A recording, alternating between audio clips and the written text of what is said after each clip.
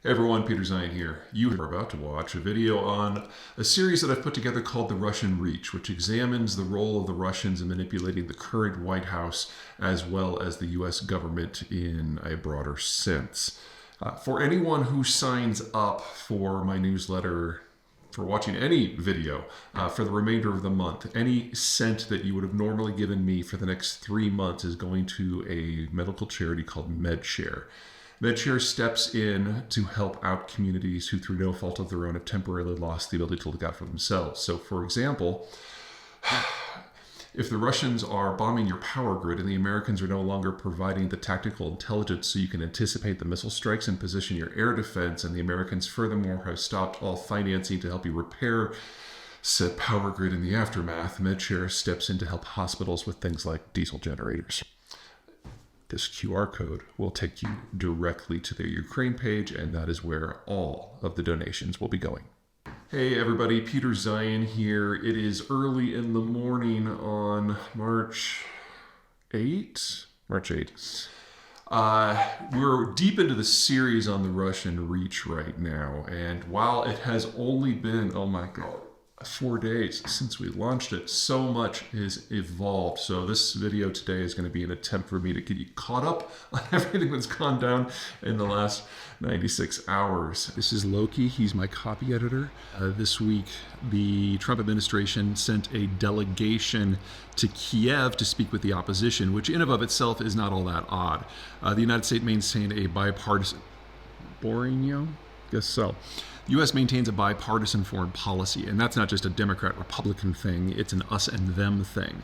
The idea being that you never know who is going to be across the table from you after an election, so you maintain good relations with both sides. So whenever we're visiting another democracy, if there is time, the Secretary of State or whoever tends to carve out at least a little bit of time to meet with the other side to keep everybody in the loop and in agreement, at least until this week, because the only topic that the Trump team wanted to discuss in Kiev, and they didn't even bother going to speak to the government, was how do we get rid of Zelensky? Specifically, how do we get early elections so that he can be gone? Now, this is a very Russian thing to do. In fact, Russia is the only country where we don't have this sort of bipartisan approach because there is no opposition. Every democracy in the world is going to look at this and see the United States playing favorites and willing to tilt the electoral balance like they did in Germany recently. And it's going to put a chill on relations with everyone for everything, unless it happens to be a one-party state, in which case they're going to take their own lessons from it. Now, to their credit, the people who the Trump administration met with turned him down flat. They're like, guys, we're in a war. We're under martial law for good reason. And Zelensky, while he's our political opponent, is doing a decent job. I mean, the only people who think he's a crook are the Russians and you. So, kudos there. But this is definitely going to have reverberations for U.S. policy moving forward everywhere. All right, what's next? All right, next up is Russia. Vladimir Putin on the 6th of March preemptively rejected every version of every ceasefire plan currently under discussion, saying that none of them even remotely addressed Russia's concerns. Keep in mind that the Russian goal here is not simply to destroy Ukraine, but it's to carry on the war until it reaches a more defensible perimeter that includes all of the territory of Moldova, Estonia, Latvia, Lithuania, and at least the eastern half of Poland, and at least the northeastern half or quarter of Romania, basically getting all the way to the Vistula River, the Danube River, and the Carpathians, and probably now including Finland now that I think about it. The Russians will settle for nothing less than the complete demilitarization of Kiev, the extradition of Zelensky, and absolutely no foreign peacekeepers on Ukraine territory at all, because they want to be able to restart the war after a ceasefire once they've had a chance to rearm and get more equipment from China and North Korea.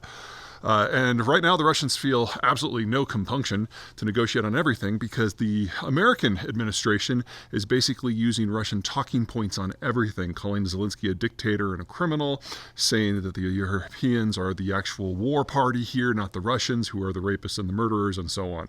So, yeah, good luck with those negotiations. Okay, what's next? All right, let's talk about what's going on the ground on the war in Ukraine. A couple days ago, the United States stopped all intelligence cooperation with the Ukrainians, making it much easier for the Russians to bombard Ukrainian cities because no longer are they getting early warnings about the attacks. They can't position anything. It also prevents the Ukrainians from going after Russian logistics because they don't know where they are now. In addition, on the 6th, the United States banned all private companies from selling any sort of recon-related information, including satellite images, to the Ukrainian government. So basically, we took what was a gutting and turned it into a complete blackout. And on the 7th, the Russians claimed that they have achieved a series of breakthroughs in Kursk province. That's a little chunk of Russia to the northeast of Ukraine that the Ukrainians have established a foothold in over last summer and into the winter. Basically, the Russians are now able to maneuver without any problem. They're not being seen, or more to the point, they're not being seen by the Ukrainians, and so the Ukrainians simply can't move troops to where they need to be.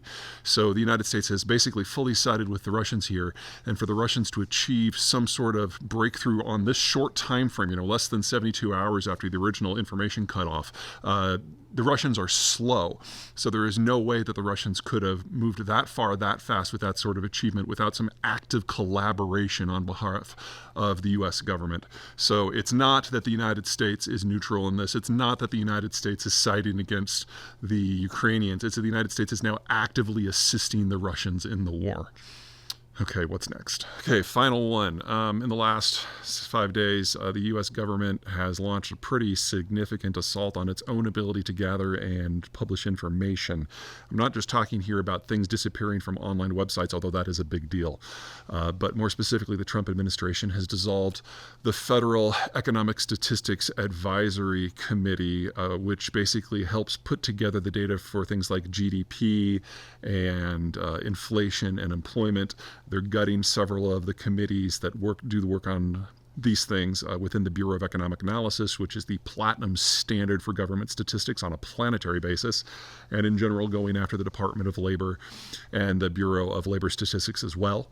NOAA that's the National Oceanic and Atmospheric Administration, basically weatherman for the federal government, has basically been so pared down from staff it can't function, and it's removed all of its climate data, which is making the farming community freak out because, I don't know if you knew this, but weather's kind of important to farmers. And then in the census, they're stripping out anything that has anything to do with undocumented populations.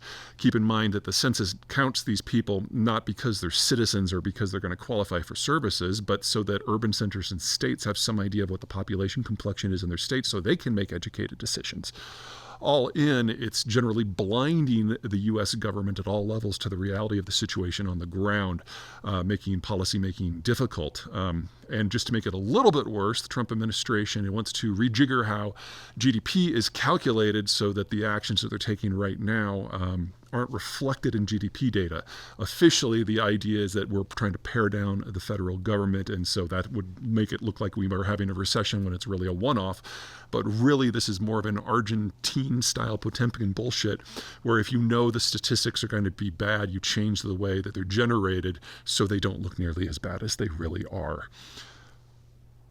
That's a lot. We're going to continue trying to keep you updated. Hopefully I won't have to do anything this long every single week, but there is so much going on and there is so much breaking.